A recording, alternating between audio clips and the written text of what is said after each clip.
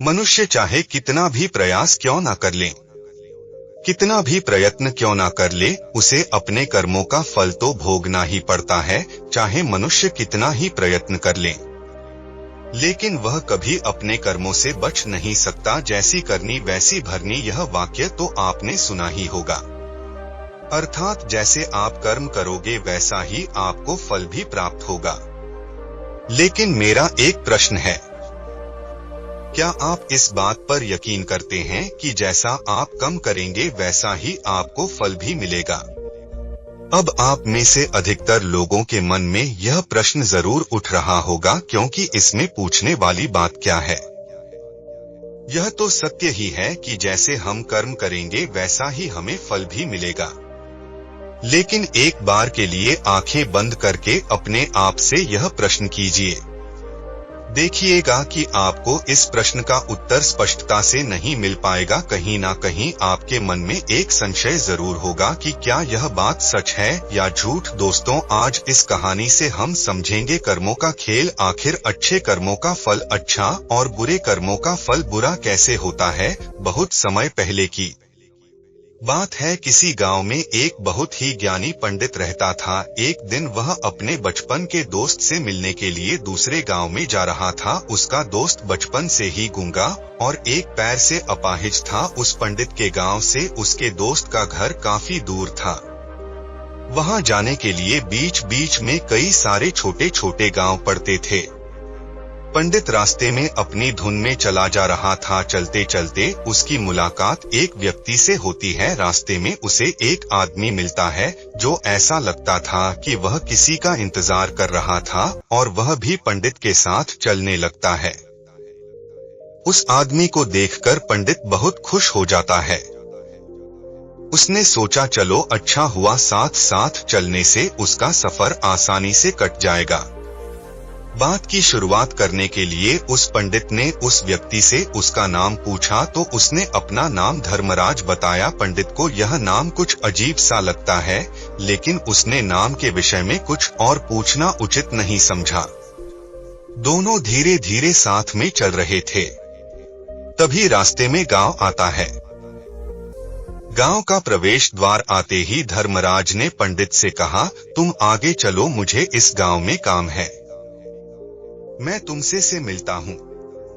पंडित ने कहा, ठीक है। वह आगे रास्ते में चल देता है।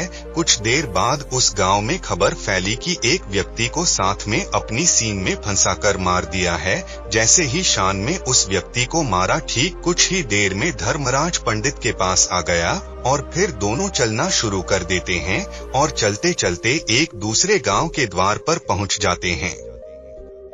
उस गांव के बाहर एक बड़ा और विशाल मंदिर बना हुआ था। वहां पर आराम करने की सुविधा काफी बढ़िया लग रही थी। पंडित के दोस्त का घर अभी वहां से बहुत दूर था और रात भी होने वाली थी। तो पंडित ने धर्मराज से कहा, रात होने वाली है, पूरे दिन चलते चलते थक चुके हैं और भूख भी लग रही है, तो यहाँ पर भोजन करके यहीं पर हम विश्राम कर लेते हैं, फिर सुबह के समय आराम से आगे की यात्रा जारी करेंगे। धर्मराज ने कहा, ठीक है, मुझे इस गांव में किसी को कुछ जरूरी सामान देने जाना है। तुम भोजन करके आराम करो, मैं बाद में आकर भोजन कर लूंगा। इतना कहकर वह वहां से चला जाता है। लेकिन उसके जाने के कुछ समय बाद, कुछ ही देर बाद धुआं उठता हुआ दिखाई देता है और देखते ही देखते पूरे गांव में आग लग जाती है। पंडित ने हैरानी से सोचा कि धर्मराज जहां भी जाता है वहां कोई न कोई अनहोनी जरूर हो जाती है। कुछ तो गड़बड़ है इस व्यक्ति में। लेकिन पंडित ने रात्रि में धर्मराज से कुछ भी पूछना उचित नहीं समझा और वे दोनों सो गए। सुबह होते ही दोनों फिर से अपनी यात्रा शुरू कर देते हैं। कुछ देर चलने के बाद रास्ते में फिर से एक काम आता है। धर्मराज ने फिर पंडित से कहा, आप आगे चले, मुझे इस गांव में अपने मित्र से मिलने जाना है। मैं अपने दोस्त से मिलने के बाद आधे रास्ते में मिलूंगा। यह कहकर धर्मराज वहां से चला गया, लेकिन पंडित इस बार आगे नहीं गया। वहीं खड़ा होकर धर्मराज को देखता रहा कि वह कहां जा रहा है और क्या करता है। तभी थोड़ी देर बाद लोगों की आवाज सुनाई देने लगे कि एक व्यक्ति को सांप ने काट लिया है और उसकी मृत्यु हो गई है। ठीक उसी समय धर्मराज फिर पंडित के पास पहुंच गया, लेकिन इस बार पंडित से रहा नहीं गया और उसने धर्मराज से पूछ ही लिया कि तुम जिस भी गांव में जाते हो वहां कोई न कोई अनहोनी जरूर हो जाती है। क्या तुम मुझे बता सकते हो यह ऐसा क्यों हो रहा है? धर्मराज ने कहा, पंडित जी आप तो मुझे बहुत ज्ञानी मालूम पड़े थे, इसीलिए मैं आपके साथ चलने लगा था, क्योंकि जाने का साथ बहुत अच्छा होता है। परंतु आप अभी तक समझ नहीं पाए कि मैं कौन हूँ। पंडित ने कहा, मैं समझ गया हूँ, लेकिन मुझे कुछ शंका है। अगर आप ही अपना उपयुक्त परिचय दे दें तो मेरे लिए आसानी होगी।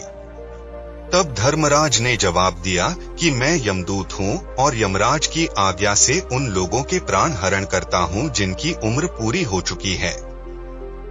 हालांकि पंडित को पहले से ही इस बात की आशंका थी, फिर भी धर्मराज के मुंह से यह बातें सुनकर वह घबरा गया, लेकिन वह हिम्मत करके पूछता है कि अगर तुम सच में यमदूत हो तो मुझे बताओ अगली मृत्यु किसकी है? धर्मराज ने जवाब दिया, अगले मृत्यु तुम्हारे उसी मित्र की है जिससे तुम मिलने जा रहे हो और उसकी मृत्यु का कारण भी तुम ही बनोगे।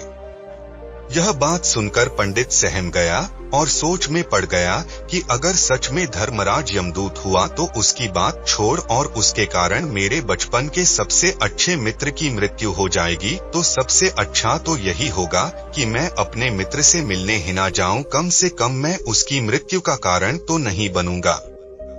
धर्मराज ने मुस्कुराते हुए कहा, तुम जो सोच रहे हो वो सब मुझे पता है, मगर तुम्हारे अपने मित्र से मिलने ना जाने से नहीं आती नहीं बदल जाएगी। तुम्हारे मित्र की मृत्यु तो निश्चित है और वह अगले कुछ ही पलों में घटित होने वाली है। महाकाल के मुंह से ऐसी बातें सुनकर पंडित को झटका लगा, क्योंकि महाकाल में पंडित के मन की बातें पढ़ ली थी जो कि एक सामान्य व्यक्ति के लिए संभव नहीं है। अब पंडित को विश्वास हो गया कि यह धर्मराज सचमुच में यमदूत ही है। जब पंडित को यह पूर्ण विश्वास हो गया कि धर्मराज यमदूत हैं, तो वह घबरा गया। वह अपने मित्र की मृत्यु का कारण नहीं बनना चाहता था, इसलिए वह पलटकर अपने गांव की तरफ वापस जाने लगा। लेकिन जैसे ही पंडित वापस जाने के लिए मुर्दा, उसने देखा कि उसका मित्र तेजी से उसकी तरफ चला आ रहा है, जो कि पंडित को देखकर अत्यंत प्रसन्न दिखाई पड़ रहा था। अपने मित्र के आने की गति को देखकर पंडित को ऐसा लगा कि जैसे उसका मित्र काफी देर से उसका पीछा कर रहा है।